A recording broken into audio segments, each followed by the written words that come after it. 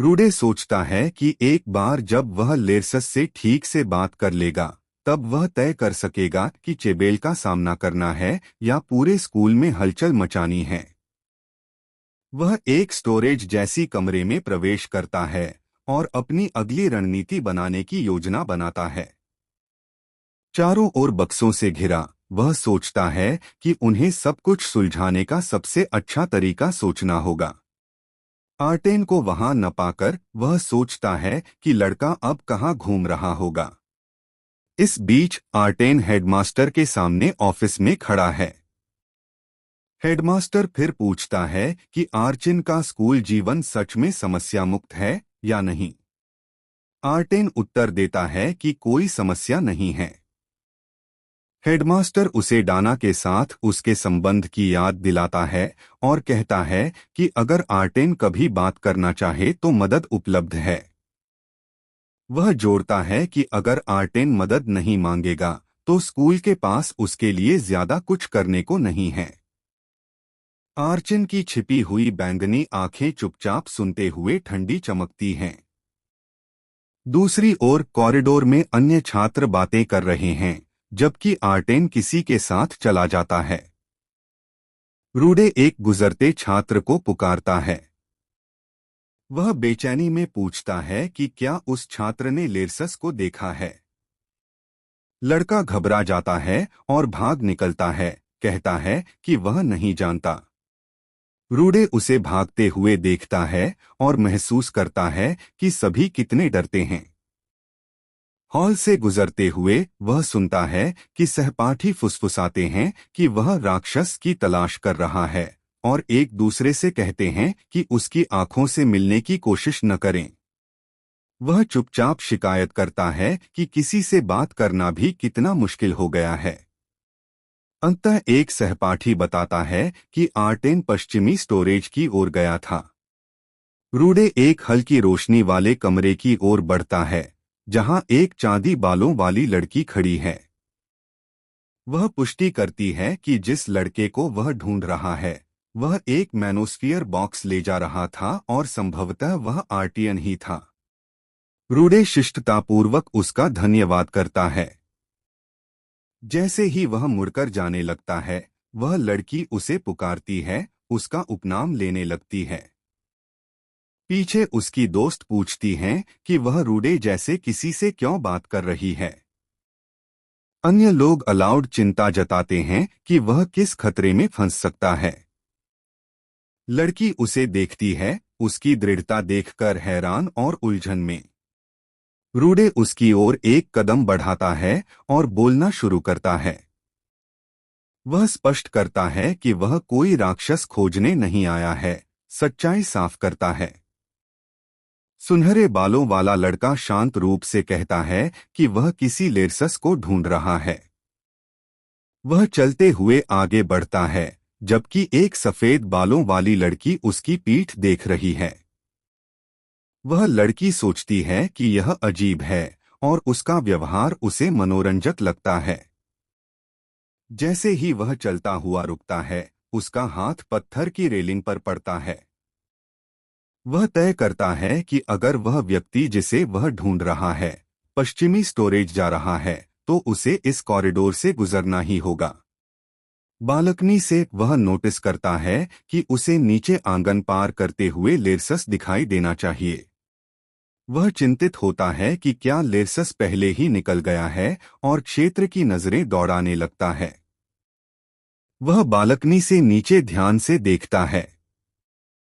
वह एक लंबे बालों वाले लड़के को देखता है जो रोटी का बॉक्स लेकर जा रहा है और वह उसे लेरसस के रूप में पहचान लेता है।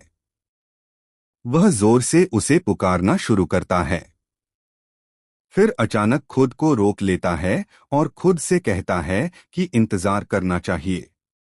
दूरी और भीड़ को देखकर वह हिचकिचाता है, सोचते हुए कि क्या उसे वास्तव में लेरसस को पुकारना चाहिए। उसे उस सख्त सीनियर के पहले के चेतावनी की याद आती है कि लेरसस से दूर रहना चाहिए। वह रेलिंग पर खड़ा सोच में डूबा रहता है। हालांकि हिचकिचाहट के बावजूद वह खुद को साहस जुटाकर कार्रवाई करने के लिए तैयार करता है। नीचे अचानक एक अन्य छात्र डर के मारे लेरसस का नाम पुकारता है। पास के अन्य छात्र भी प्रतिक्रिया देते हैं और लेरसस का नाम पुकारते हैं। लेरसस चौंककर ऊपर देखता है और यह सोचकर भ्रमित होता है कि उसे क्यों बुलाया जा रहा है। वह सुनहरे बालों वाले लड़के को बालकनी पर देखता है। समान रूप से हैरान सुनहरे बालों वाला लड़का मुस्कुराता है, हाथ हिलाता है और लेरसस से कहता है कि वहीं रुको, वह नीचे आता है। डर के मारे लेरसस मुड़कर बॉक्स लिए भाग जाता है। ऊपर से सुनहरे बालों वाला लड़का लेरसस को दौड़ते हुए देखता है। वह निराशा में सोचता है कि लेरसस फिर से उससे भाग रहा है। लेरसस बॉक्स को अपने सीने से पकड़कर लगातार भागता है। उसे भागते देख सुनहरे बालों वाला लड़का चुपचाप उस पर ध्यान केंद्रित करता है। लेरसस को एक पुराने पल की याद आती है, जिसमें वह कहता है कि उसे वह चीज नहीं चाहिए जो दी जा रही है। वह याद उसे और सुनहरे बालों वाले लड़के को एक धूसर स्टोरेज कमरे में अलग अलग खड़ा दिखाती है। सुनहरे बालों वाला लड़का फिर से रेलिंग को पकड़ता है, जैसे वह अपना मन बना लेता है। वह निष्कर्ष निकालता है कि लेरसस अंत तक उससे बचने का इरादा रखता है। बाहर पेड़ों के चारों ओर शक्ति की चमक फैलती है जब वह आगे बढ़ने के लिए तैयार होता है। उसने तय किया कि अगर लेरसस लगातार उससे बचता रहेगा तो वह उसे बस पकड़ने के लिए पीछा करेगा। एक धमाकेदार छलांग लगाते हुए वह पास की जमीन पर उतरता है, जिससे आसपास मौजूद लोग हैरान रह जाते हैं। उसकी दृढ़ निश्चयी नजरें भागते हुए लेरसस पर टिक जाती हैं। वह अंदर ही अंदर वचन देता है कि वह लेरसस का पीछा करके उसे पकड़ लेगा और तेजी से आगे बढ़ता है। जैसे ही वह दौड़ता है, वह लेरसस का नाम जोर से पुकारता है, जिससे दूसरा लड़का हैरान रह जाता है। अचानक एक और अपरस्मैन चेब्बल काली ऊर्जा का उपयोग करते हुए प्रकट होता है और लेरसस को रुकने का आदेश देता है। जो छात्र चेब्ब को जानते हैं वे चुप्पी में स्तब्ध हो जाते हैं। देखने वाली दो लड़कियां आपस में फुसफुसाती हैं और अभी-अभी देखे गए अविश्वसनीय दृश्य पर हैरान रह जाती हैं। वे आश्चर्यचकित होकर समझती हैं कि गोरा लड़का वास्तव में ऊंची बालकनी से कूद गया। गोरा लड़का लीर्स के पीछे दौड़ता है। एक विस्तृत दृश्य में दिखता है कि दोनों लड़के छात्रावास में दौड़ रहे हैं और अन्य छात्र उन्हें घूर रहे हैं। दर्शक पूछते हैं कि यह सब क्या हो रहा है जब वे दो छात्रों को दौड़ते हुए देखते हैं। गोरा लड़का सोचता है कि उसने अनजाने में खुद को एक तमाशा बना लिया है।